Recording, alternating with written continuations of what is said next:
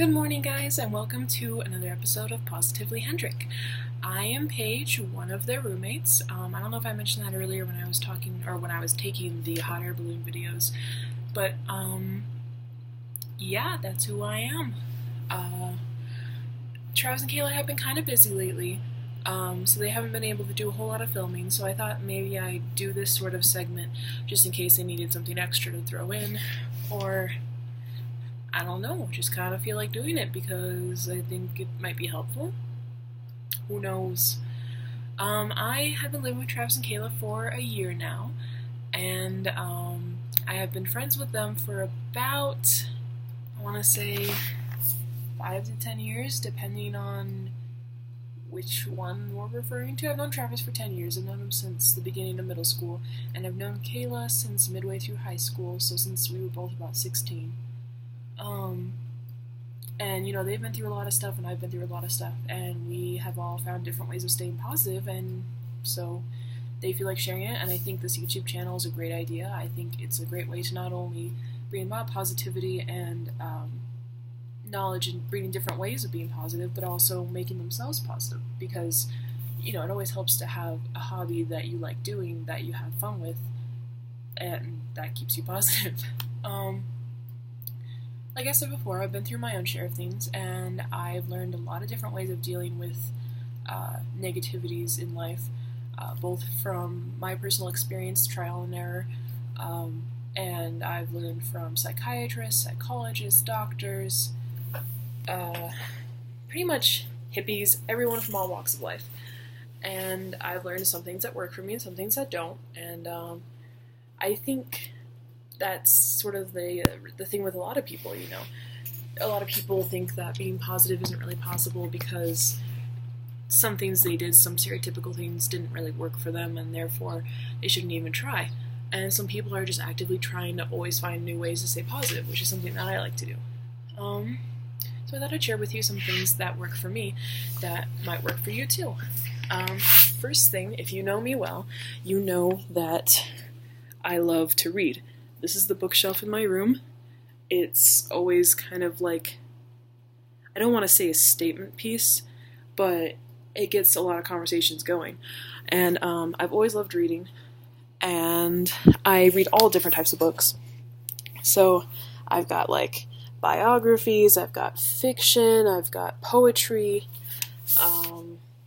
just everything, And I think it helps to broaden your horizons and read things that you might like and things that you might not like, just to see if you end up liking it, Trying new experiences. And one of the things that involves trying new experiences is traveling or learning about different cultures. I have this map in my room for a couple different reasons, but I also love to travel. I traveled a lot when I was younger, and I found that traveling, I don't know, I know a lot of people don't like to travel in a sense of like they hate airports or they hate driving and stuff like that, which is understandable, but I've never really hated it. I've always really enjoyed it because it's just cool and adventurous to me. Some other things that I found that I enjoy are yoga, which I always forget brings a lot of positivity and relaxation in my life until I mess up my back really bad in some way, or I just have some sort of torn muscle, and so I do some yoga, and I'm like, wow, I feel so relieved, I feel so just relaxed, because it's stretching your muscles, and you're bringing more oxygen into your muscles, or something like that, and it's just one of those things that seems to help, but you don't really know it until you try it, because you wouldn't think that way. A lot of people say that exercise in general can help with positivity, and I agree with that, but everybody has their own limits. So, for me personally, I have a medical condition that causes me to break out into rashes and even hives if I overheat in any way, so to speak, which can be caused from exercise, which makes exercising difficult. But I found that swimming, for instance, kind of doesn't really stop the process, but it slows it down, because I'm usually in cold water, but I'm still exercising, and so I don't feel the issues as much as I usually do. Something I like to do, despite my issues, are hiking.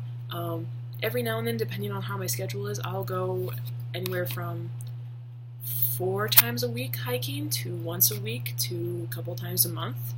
I just really like being out in the forest, and I like being out in nature, and I think that's another thing that helps with positivity is just kind of, for me personally, being out in nature, being out in the woods, and kind of like away from other people, and just kind of connecting that way. So I really recommend hiking, and I know a lot of people think of hiking as like, you get a backpack, and you get boots, and you wear all this gear, and you're going up a mountain, and like really intensive stuff like that. But hiking can be just taking a stroll through the woods. Hiking can be checking out the hills behind your house. Just anything that makes you move and just kind of makes you feel connected to nature. So maybe not even hiking, even swimming in a lake or going to your backyard and sitting by the tree for a while. Just anything like that that makes you connect with nature can help a lot, I found. What else? I found that I am an introvert at heart. I always have been. And so by that I mean that I feel like I'm getting a lot of my energy when I'm by myself. I find that after social interactions, I kind of need to go to my room and unwind for a while and relax and kind of recharge myself, which they say that's the definition of an introvert. My only issue is I do the same thing when I'm sad or upset or anything like that. I shut down and I close myself off, and I don't want to see other people. I don't want to go out and be around other people. But I found that whenever I'm upset or depressed or anything like that, the only thing that really helps it go away is to do the opposite of that, is to force myself to be out with other people and to hang around other people and to just go be social.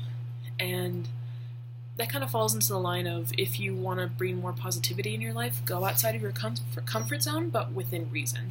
And by that I mean, do something that you wouldn't normally do, or might make you a little bit uncomfortable, but not to the point of stressing you out and therefore making your negativities worse. So for me, it was going out of my way to hang out with my friends whenever I was sad, to be social, to go out in public places, which I definitely didn't want to do when I was sad. But that helped me, and it distracted me, and so now whenever I find myself getting upset, I go out and I be with people, which people are surprised when they find out that I have a bookshelf that big and that I'm an introvert and everything, because I hang around them so much. So a lot of people wouldn't know that about me right away. But I definitely wouldn't do things like, for instance, I don't like crowds, so I definitely wouldn't do, like, I wouldn't try to go to the premiere of a hot movie the first night in order to depress myself, because that would only make my anxieties worse. And in regards to anxiety, I noticed that I have some, so every now and then I get a lot of anxiety when it comes to going to bed. I'm not quite sure why, but just like wrapping my head around going to sleep and getting in bed and relaxing kind of stresses me out more, so it's kind of counterproductive, you think? So, what I found doing, because anything you can do before you go to sleep to relax yourself and, get yourself comfortable and kind of like unwind really helps you sleep. And they've done medical studies that show that it just helps your overall well-being, helps you get a better night's sleep, all of that good stuff. So what I like to do is, on those nights when I feel a lot of anxiety about going to sleep, is I'll play some music on my little music player there. This camera is weird. I can't really get it in there. And I'll usually play, I don't know if you've heard of this, but there's this band called Daughter. They're really good. The lead singer has a beautiful voice. It's very soothing, it's slow music, and it just automatically gets me to unwind and relax and be like, okay, it's bedtime. And I'll also burn some candles. I don't have a whole lot of candles with me right now. I used to have a ton. But right now all I really have is this. And it's kind of cheesy. It says, every day is an adventure, enjoy the journey. And it doesn't really smell like anything. I don't even remember what it smells like, to be honest.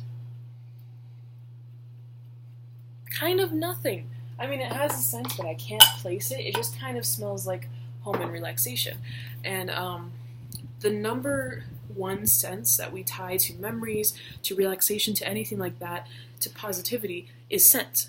You would think it'd be sight because you see happy scenery and you calm down. You think it'd be sound because music that I find comforting, but it's actually scent. So even if I don't know what that scent of the candle is, and I've never really taken the time to think about it, whenever I smell it, it alone starts to unwind me and get me to relax because I've used it so many times to try to relax that that's what the smell has associated itself with in my mind.